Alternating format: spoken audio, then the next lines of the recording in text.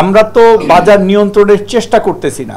So আমরা তো ন্যায্য মূল্যের দোকান খুলি না, এটা তো হলো ফ্রি মার্কেট ইকোনমি। আমি আপনাদেরকে নিশ্চিত করে বলতে চাই যে এই যে ডলারের যে অ্যাডজাস্টমেন্টটা হলো 10 টাকা থেকে 17 টাকা, এটা কিন্তু আমাদের ভোক্তা পর্যায়ে কোনো ইম্প্যাক্ট পড়বে না। আমাদের আমদানিকৃত যে পণ্য, বিশেষ করে ভোজ্য তেলের কোনো অ্যাডজাস্টমেন্ট আমরা এই বিষয়ে করব না। আমাদের পুরনো প্রাইসে ইনশাল্লাহ তারা সরবরাহ করতে পারবে। যদি আন্তর্জাতিক বাজারে প্রাইস দাম বেড়ে যায়, তখন আমরা তাদের আবেদনের প্রেক্ষিতে আমরা চিন্তা করব। ঈদ আসলেই আমাদের দেশে কিছু লোক আছে যে সুযোগ সন্ধানী, আমি বলবো, তারা মানে সাপ্লাই ঠিক থাকার পরেও, আপনারা জানেন যে এবার ধানের বাম্পার ফলন হয়েছে এবং সেই সাথে সকল প্রয়োজনীয় যা জিনিস আছে সব কিছুই কিন্তু বাজারে অ্যাভেলেবেল আছে। তারপরেও দেখা যায় যে দুই এক জায়গায় জিনিসপত্রের দাম একটু বেড়ে যাচ্ছে। আমি আপনাদেরকে নিশ্চিত করে বলতে চাই যে এই যে ডলারের যে অ্যাডজাস্টমেন্টটা হলো 10 টাকা থেকে 17 টাকা, এটা কিন্তু আমাদের ভোক্তা পর্যায়ে কোনো ইম্প্যাক্ট পড়বে না। আপনারা বলবেন যে কেন পড়বে না? কারণটা হলো আমাদের আমদানিকারকরা তখনই কমপ্লেন করতেছিল যে ব্যাংক থেকে তারা সরকারি যে নির্দিষ্ট রেট, সেই রেটে তারা ডলার পাচ্ছিল না। সো তারা তখনই 120 টাকা 22 টাকা এক একজন এক এক রকম ভাবে প্রাইভেটলি সেটেল করতেছিল। এখন সরকার সমন্বয় করার ফলে তারা সরকারি যে রেট, সেই রেটেই সবগুলা আমদানিকারক আমদানি করতে পারবে। সো আমরা আমাদের আমদানিকৃত যে পণ্য, বিশেষ করে ভোজ্য তেলের কোনো অ্যাডজাস্টমেন্ট আমরা এই বিষয়ে করব না। এবং আমরা আশা করি আমাদের যারা উৎপাদনকারী এবং আমদানিকারক আছে, তারা এই অন্ততপক্ষে আগামী ঈদ পর্যন্ত নতুন করে আমরা কোনো প্রাইস বেঁধে দিব না। আমাদের পুরনো প্রাইসে ইনশাল্লাহ তারা সরবরাহ করতে পারবে।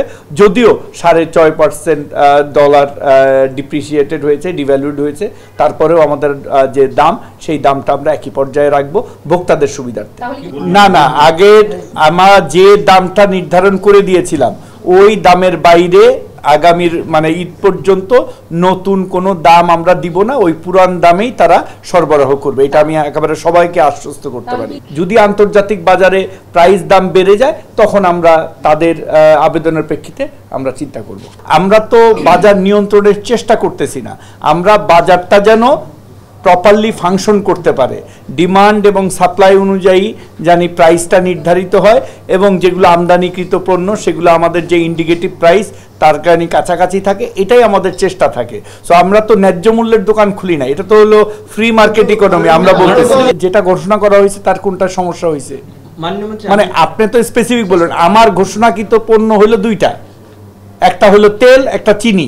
এই দুটা নিয়ে কি কি প্রশ্ন আছে বলেন, একবারে উত্তর দেই। এখন যদি আমাকে অন্য জিনিস নিয়ে প্রশ্ন করেন, প্রশ্ন তো আপনি যদি খামাখা মানে বিভিন্ন মানে লাইন, মানে ওয়ার্ড বিটুইন লাইন খুঁজেন, তাহলে তো হবে না। আপনাকে আমি তো স্পেসিফিক আমাকে বলবেন যে আমার তেল এবং চিনি যেটা আমি আমদানি করে আনি, সেইখানে আপনার কোনো অবজারভেশন আছে কিনা।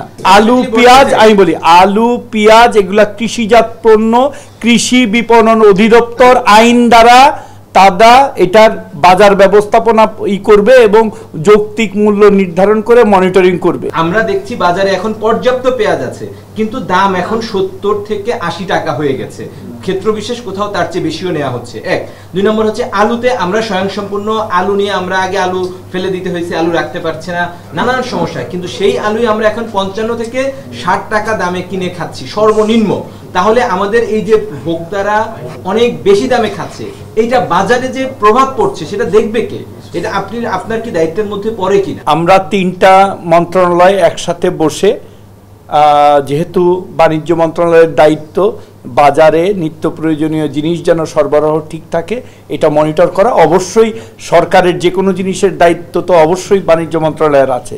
কিন্তু স্পেসিফিকভাবে এই জিনিসটা বারবার একই কথা বলতেছি, আপনারা আমারে কি বলতে চাচ্ছেন আমি জানি না, যে আমি কৃষি বিপণন অধিদপ্তরের সাথে বসে এটার উৎপাদন খরচ এবং বাজার মূল্য কত হওয়া দরকার, আপনারা যেহেতু জানতে চান না ওনাদের কাছে, আমি ওনাদের সাথে বসে জেনে আপনাদেরকে জানিয়ে দিব।